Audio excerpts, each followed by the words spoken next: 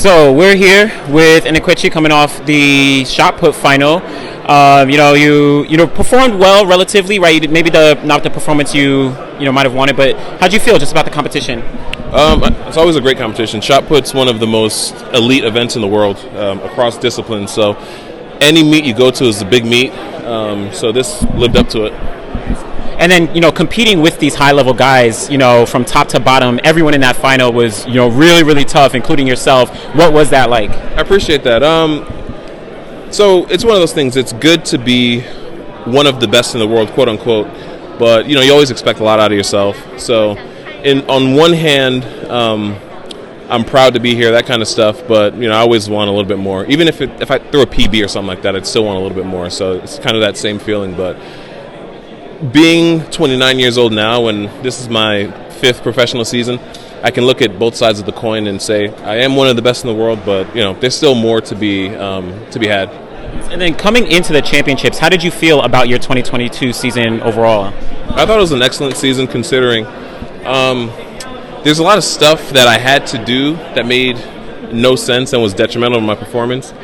I'm coming off of missing a week of training after going to the national championships after the African championship. So the continental championship came before the national championship.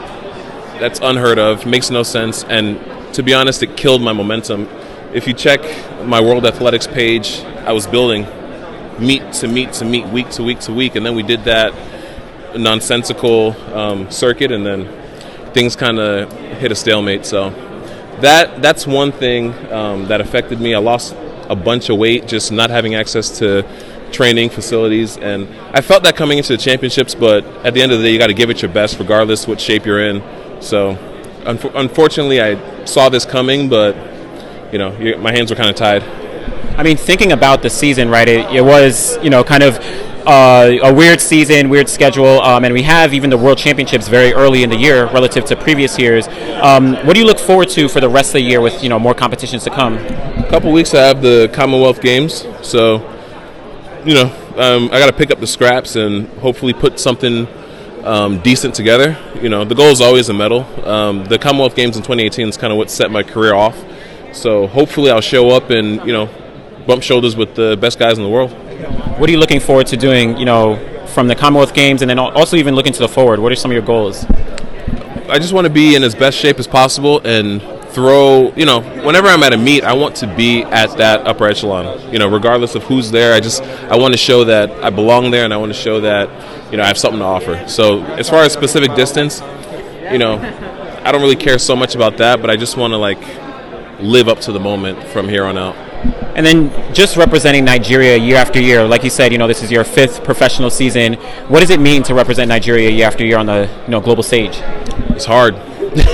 It's hard. Representing Nigeria is really, really hard.